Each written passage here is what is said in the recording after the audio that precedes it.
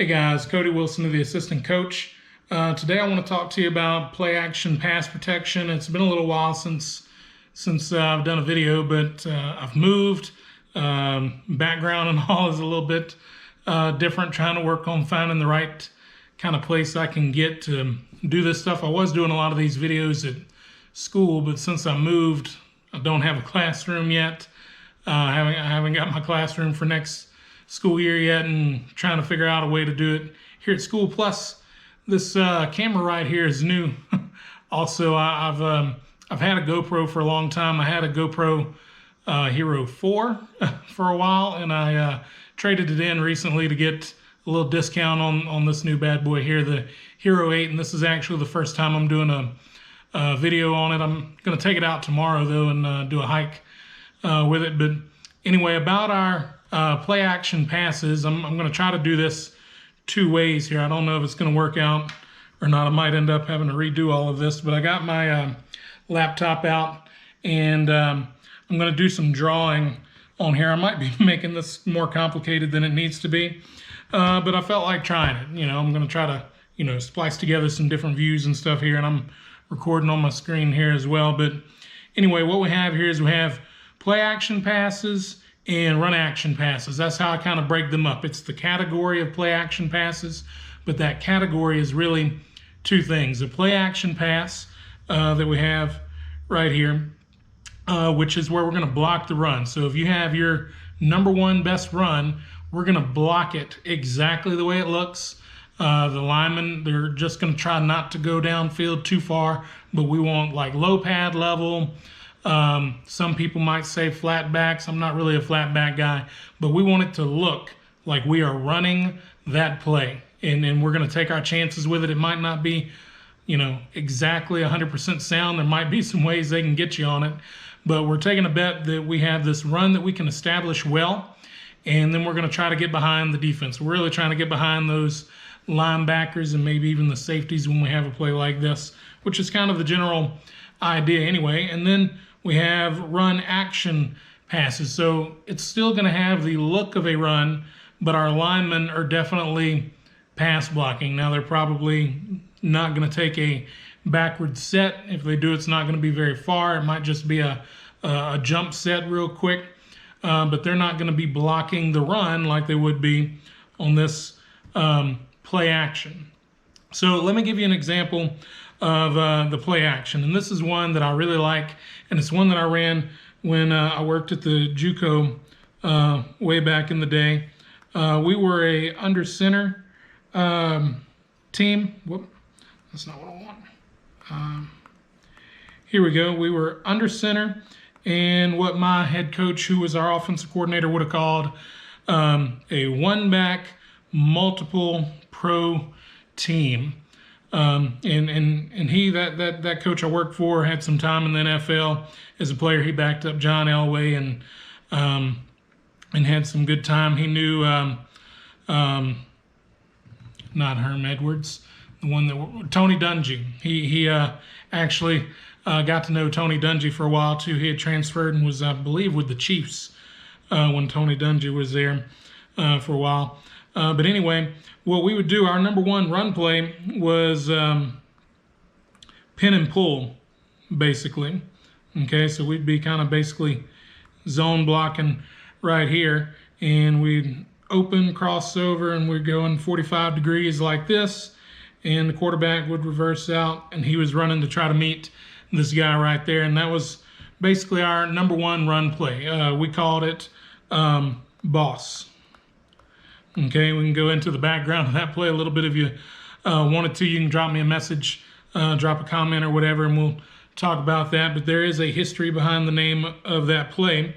But that was our number one run play. We ran it out of every formation, any down, any distance, multiple personnel groupings. But this was our base formation, like spread guys or 2x2 spread. This was our base formation that we taught everything out of. So we'd go boss. It was technically 38. Boss was to the right. The 3 told the quarterback what to do. The 8 was the 8 hole, and then boss was the run scheme for the O-line and the running back. But our play action off of it was, we'd say pass, 38, free, go. Okay. Free-go was basically telling our tight end that he could get out without blocking, and we were running basically four verts right here. So he would release outside and get down the seam. He would release outside and get down the seam. So here, it kind of would end up being like log the end a little bit with this guy. You know, he'd kind of log the end, or depending on the front, it might have been he was blocking down and this guy was doing the kicking out. But the idea was we were looking like we were running the play. These guys over here were doing the same thing, and these guys on this side are still being very strong with their zone blocking on the backside, getting very strong power doubles that were vertical up the field, trying to get that movement. We were not being passive when we were doing this right here. So after faking the handoff, we just stopped, come right back, and we were basically getting this backer sucked up or maybe working outside, and we were working here. Now, we weren't reading that backer. We were reading this free safety, and we were reading 1 to 2. That was it.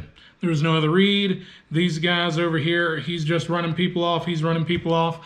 They were not in the read at all, really, but they were keeping everybody else honest, and we were working right here on our read, and that was pass 38 boss free go. Now, I know that's a little bit of a mouthful for some of you guys who are more spread and like to do things, one word play calls or narrowing things down. But again, this goes back to being, we were a one back multiple pro team. We had very much a pro language here. This pass meant a certain thing for the quarterback on how he set up in the pocket. Again, we had the quarterback action and the side and the hole that we were going here. The run action, this told the tight end that he was getting out free, and then go was our concept. I know that's really creative for a 4 vertical set there, but that's what we did and how we called it.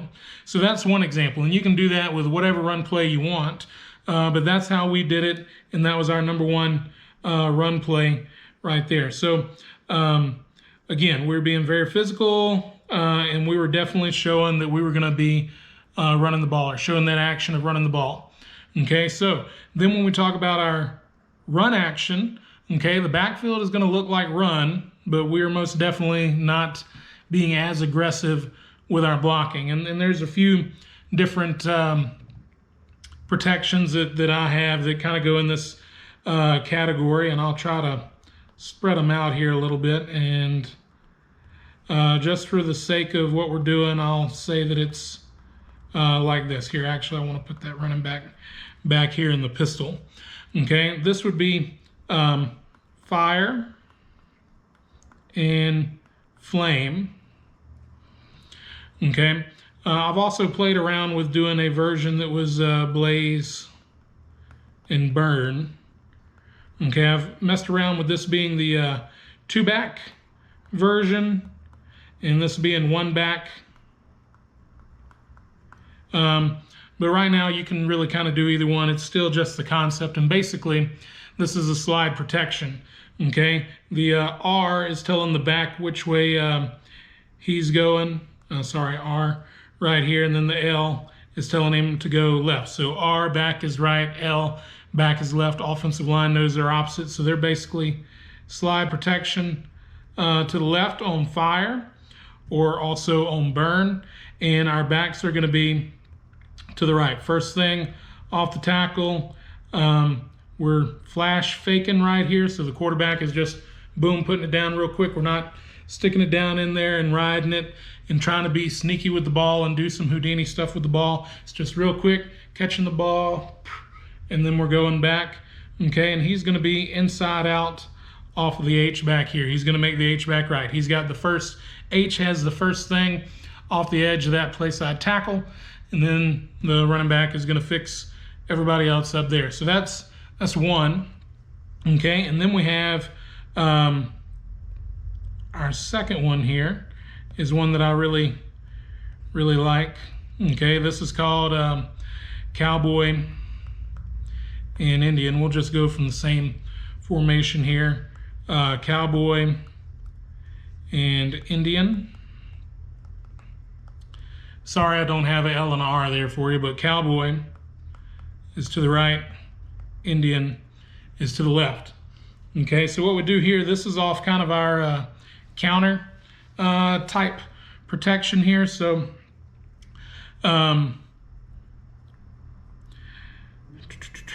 okay, so we're gonna block down, down, down, block back.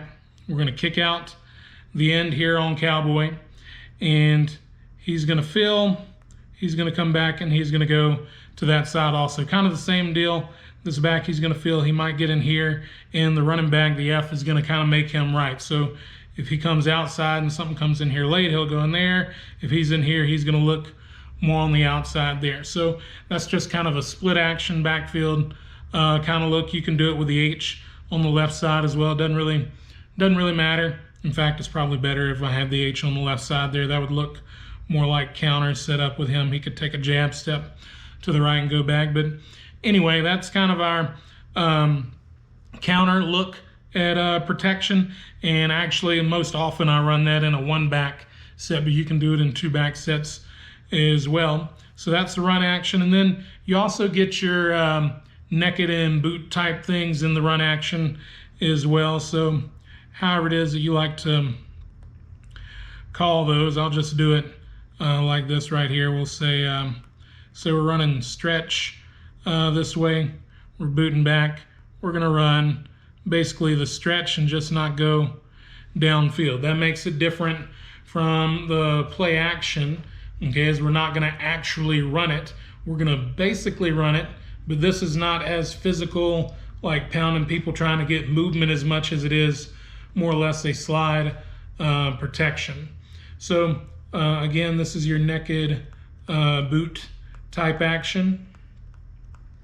And the two basic ways that I split play actions up. There's a play action where we're actually running the run play, a little riskier, kind of lends itself to doing RPO type things. A lot of y'all might handle it doing it that way these days. We're being very physical, we're actually blocking it, and we want it to look as much like the run as possible. And then the second version is what we call the run action, where we're basically making it look like run, but we're not being as physical with our alignment. And you might be thinking, well, what's the big difference there? Go talk to a defensive coach, somebody, especially like if they play quarters coverage, ask the safeties coach about high hat, low hat on the end man on the line of scrimmage, or the tackle kind of thing. At least they used to teach it that way. I hadn't really looked at it in a while, but they would teach that for quarters coverage, so that safety knew if he needed to come downhill or if he needed to stay flat-footed. Anyway, I hope you liked this little brief rundown of those things. If you did like it, please show it, give it a thumbs up, share it, subscribe, all that cool stuff. Really appreciate it. I'm going to try to get back into doing some more videos for you guys, because I really like doing it, but also, as you can see, I'm trying to figure out some new things. Let me know if you liked the setup, if I happen to make it work decent between doing this camera and my film on the bottom here with the laptop drawing on it. Anyway, I'm Cody Wilson, the assistant coach. I'm here to help and to serve you be the best coach you can be. Peace.